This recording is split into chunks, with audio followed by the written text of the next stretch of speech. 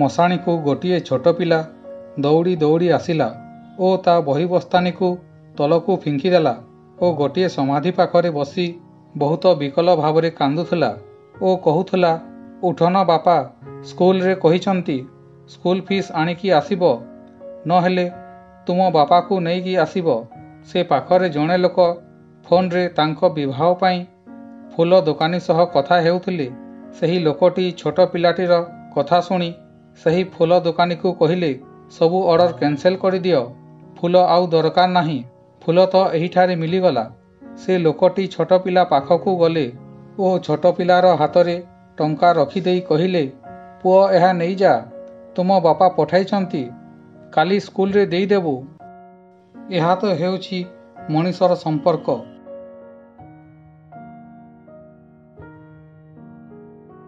ସେମାନେ ପହଁରି ପହଁରି ଭାସିଗଲେ। ଯେଉଁମାନଙ୍କୁ ତାଙ୍କ ଉପରେ ଗର୍ବ ଥିଲା ଓ ସେମାନେ ଭାସି ଭାସି ମଧ୍ୟ କୂଳରେ ଲାଗିଗଲେ, ଯେଉଁମାନଙ୍କୁ ଭଗବାନଙ୍କ ଉପରେ ଭରସା ଥିଲା।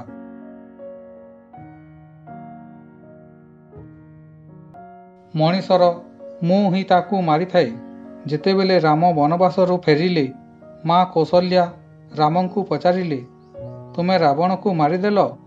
ଭଗବାନ ଶ୍ରୀରାମ କହିଲେ, ମହାଜ୍ଞାନୀ, ମହାପ୍ରତାପୀ, ମହାବଳଶାଳୀ, ପ୍ରଖଣ୍ଡ ପଣ୍ଡିତ, ମହାଶିବ ଭକ୍ତ, ଚାରି ବେଦର ଜ୍ଞାନୀ ଲଙ୍କେଶକୁ ମୁଁ ମାରିନାହିଁ, ତାକୁ ତାର ମୁଁ ମାରିଛି।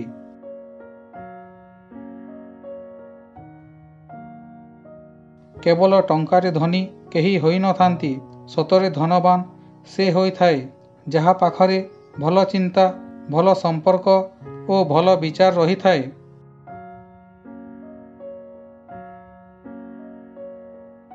କେବେ କେବେ କାହା କଥା ଆମକୁ ଏତେ ଖରାପ ଲାଗିଥାଏ କି ଆମେ ଚୁପ୍ ହୋଇ ଯାଇଥାଉଁ ଓ ଭାବିଥାଉଁ, କ'ଣ ଆମେ ସତରେ ଏତେ ଖରାପ ଅଟୁ?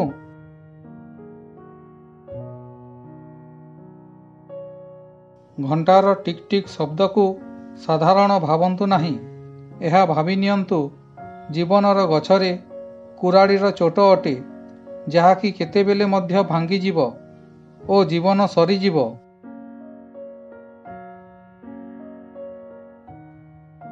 ମୋବାଇଲ ଆମକୁ ତିନୋଟି କଥା ଶିଖାଉଛି। ପ୍ରଥମଟି ହେଲା, ଯେଉଁଟା ଆମକୁ ଭଲ ଲାଗୁଛି ତାକୁ ସୁରକ୍ଷିତ ରଖନ୍ତୁ, ଯାହାକି ସେଭ୍ ହୋଇଥାଏ। ଦ୍ୱିତୀୟଟି ହେଲା, ଯେଉଁଟା ଆମକୁ ଖୁସି ଲାଗୁଛି ତାକୁ ଅନ୍ୟ ଲୋକଙ୍କ ସହିତ ବାଣ୍ଟନ୍ତୁ, ଯାହାକି ସେୟାର ହୋଇଥାଏ। ଓ ତୃତୀୟଟି, ଯେଉଁଟା ଆମକୁ ଭଲ ଲାଗିନଥାଏ ତାହାକୁ ଦୂର କରି ଦିଅନ୍ତୁ, ଯାହାକି ଡିଲିଟ୍ ହୋଇଥାଏ। ଯଦି ଏହି ତିନିଟି ଜିନିଷକୁ ଆମ ଜୀବନରେ ପାଳନ କରିବା ତ ଆମ ଜୀବନ ଖୁସିରେ ଭରିଯିବ।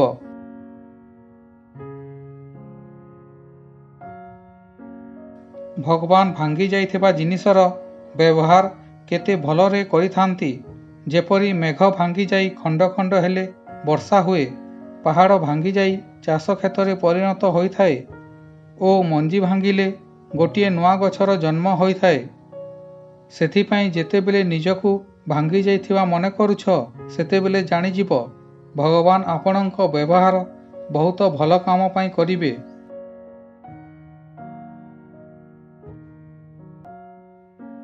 ଯଦି ଆପଣଙ୍କୁ ଅନ୍ୟର ଦୁଃଖ ଦେଖି ଦୁଃଖ ଲାଗୁଛି, ତାହେଲେ ଜାଣି ନିଅନ୍ତୁ ଭଗବାନ ଆପଣଙ୍କୁ ମଣିଷ ଜନ୍ମ କରି କିଛି ଭୁଲ କରିନାହାନ୍ତି।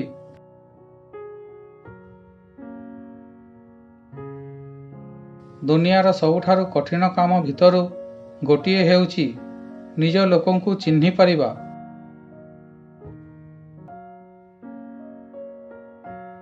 ଆଜିର ଭିଡ଼ିଓଟି କେମିତି ଲାଗିଲା କମେଣ୍ଟ କରନ୍ତୁ। ଭଲ ଲାଗିଥିଲେ ଲାଇକ୍ ସେୟାର କରନ୍ତୁ। ପ୍ରଥମ ଥର ଦେଖୁଥିଲେ ସବସ୍କ୍ରାଇବ୍ କରି ବେଲ୍ ଘଣ୍ଟିକୁ ଅଲ୍ କରନ୍ତୁ।